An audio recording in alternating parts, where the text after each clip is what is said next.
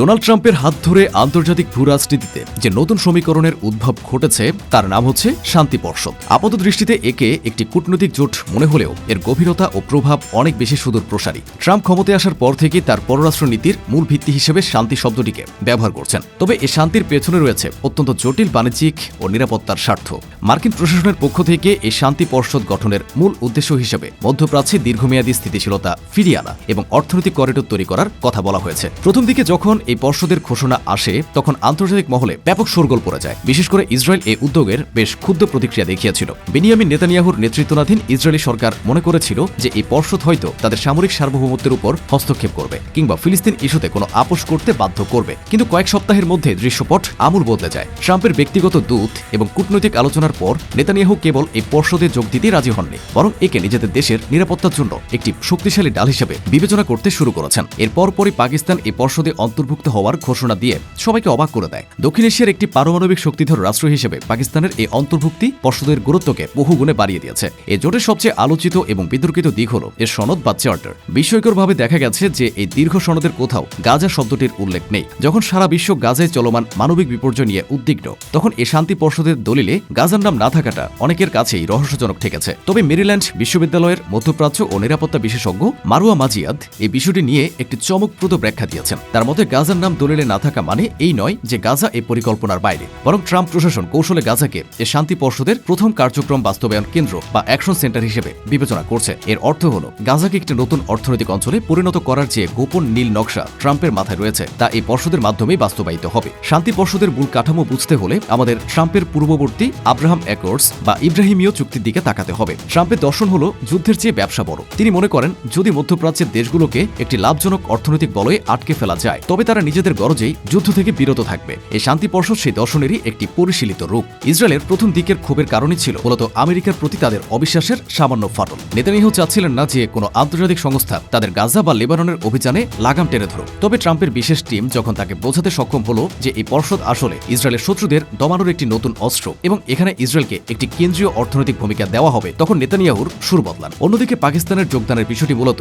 অর্থনৈতিক সংকট থেকে উত্তরণের একটি চেষ্টা হিসেবে দেখা হচ্ছে। পাকিস্তান দীর্ঘদিন ধরে মার্কিন ও আরব বিশ্বের অর্থনৈতিক সহায়তার উপর নির্ভরশীল। ট্রাম্প যখন শান্তি পর্ষদের মাধ্যমে শত শত কোটি ডলারের বিনিয়োগের প্রতিশ্রুতি দিচ্ছেন তখন পাকিস্তান সেই সুযোগ হাতছাড়া করতে চায়নি। এছাড়া ভারতের সাথে ভূরাজনৈতিক লড়াইয়ে আমেরিকার সান্নিধ্য থাকাটা ইসলামাবাদের জন্য সবসময় জরুরি। এভাবে ইসরায়েল এবং পাকিস্তান যারা একে অপরকে স্বীকৃতি দেয় না তারা একই পর্ষদের টেবিলে বসার সম্ভাবনা তৈরি হয়েছে, যা বিশ্ব রাজনীতির ইতিহাসে এক বিরল ঘটনা। গাজার অনুপস্থিতি নিয়ে যে সমালোচনা হচ্ছে সে সম্পর্কে মারুয়া মাজিমাদের বিশ্লেষণটি অত্যন্ত গুরুত্বপূর্ণ। তার মতে সনদে গাজার নাম না রাখা একটি রাজনৈতিক কৌশল। ট্রাম্প প্রশাসন চায় না যে গাজা ইস্যুকে ফিলিস্তিন রাষ্ট্র গঠন বা দ্বিজাতি তত্ত্বের জটিলতায় আটকে ফেলতে। তারা গাজাকে দেখছে একটি ধ্বংসস্তূপ হিসেবে যাকে নতুন করে নির্মাণ করে বিশাল লাভ করা সম্ভব। মারুয়া মাজিয়াদ মনে করেন গাজাকে কার্যক্রম বাস্তবায়ন কেন্দ্র হিসেবে বেছে নেওয়ার অর্থ হল যুদ্ধের পর সেখানে যত পুনর্নির্মাণ কাজ হবে তার নিয়ন্ত্রণ থাকবে এই শান্তি পর্ষদের হাতে। অর্থাৎ গাজার সমুদ্র সৈকতে বিলাসবহুল রিসোর্ট, বাণিজ্যিক বন্দর এবং আবাসন প্রকল্প গড়ার যে গুঞ্জন শোনা যাচ্ছিল এই পর্ষদই হবে তার মূল সমন্বয়কারী।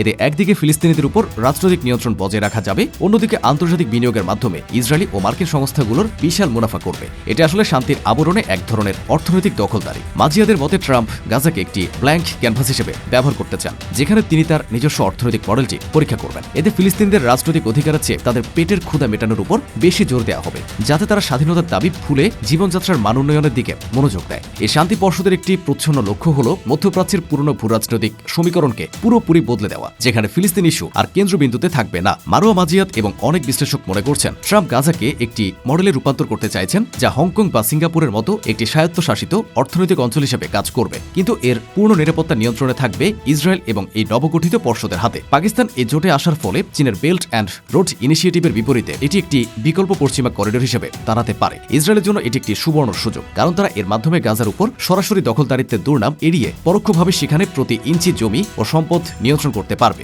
ট্রাম্পের এই পরিকল্পনায় গাজা আসলে একটি টেস্ট কেস।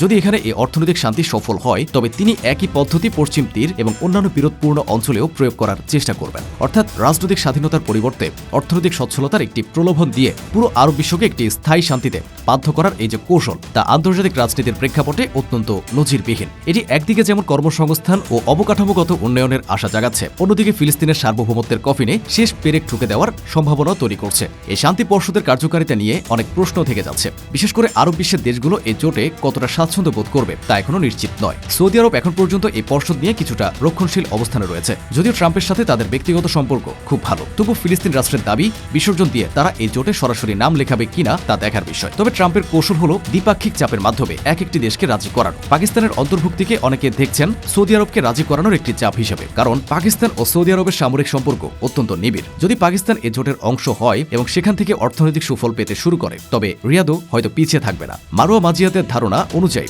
গাজা যদি সত্যি প্রথম অপারেশনাল হাব হয়, তবে সেখানে কাজের সুযোগ এবং নিরাপত্তার দোহাই দিয়ে আরব দেশগুলো সেনাবাহিনীকে মোতায়েন করার একটি পরিকল্পনাও ট্রাম্পের থাকতে পারে। এর ফলে মার্কিন সেনাদের সরাসরি যুদ্ধে জড়াতে হবে না, অথচ তাদের মিত্ররাই সেখানে পাহারাদারের কাজ করবে। শান্তি পর্ষদের এই ধারণাটি আসলে ট্রাম্পের আমেরিকা ফার্স্ট নীতির একটি বৈশ্বিক সম্প্রসারণ। তিনি চান আমেরিকা কোনো সরাসরি যুদ্ধে টাকা খরচ না করে মধ্যস্থতাকারীর ভূমিকা পালন করবে এবং বিনিময়ে আমেরিকার কোম্পানিগুলো বড় বড় কন্ট্রাক্ট পাবে। ইসরায়েল কেন পরে রাজি হলো তার পেছনের বড় কারণ ছিল ইরানের ভয়। ট্রাম্পের শান্তি পর্ষদকে একটি অলিখিত ইরান বিরোধী জোট হিসেবেও দেখা হচ্ছে। নেতানিয়াহু বুঝতে পেরেছেন যে গাজা যুদ্ধে জয়ী হওয়া এক কথা, কিন্তু পুরো মধ্যপ্রাচ্যে ইরানকে একঘরে করা অন্য কথা। ট্রাম্পের এই পর্ষদ সে রাজনৈতিক ও অর্থনৈতিক বেষ্টনী তৈরি করতে পারে যা ইরানকে দুর্বল করে দেবে। পাকিস্তানের জন্য সুবিধা হলো তারা যদি এই জোটে থাকে, তবে আমেরিকার পক্ষ থেকে আসা সন্ত্রাসবাদের অভিযোগগুলো অনেকটা হালকা হয়ে যাবে এবং তারা IMF বা বিশ্বব্যাংকের কাছ থেকে সহজ শর্তে ঋণ পাবে। ফলে এই পর্ষদ কেবল শান্তি স্থাপনের জন্য নয়, বরং প্রতিটি দেশের নিজস্ব স্বার্থ সিদ্ধির একটি বাধার হিসেবে আত্মপ্রকাশ করছে। পরিশেষে বলা যায়, ট্রাম্পের এই শান্তি পর্ষদ বিশ্ব রাজনীতির একটি নতুন অধ্যায়। সনদে গাজা শব্দটি না থাকা কোনো ভুল নয়, বরং সুচিন্তিত পরিকল্পনা। মারুয়া মাজিয়াদ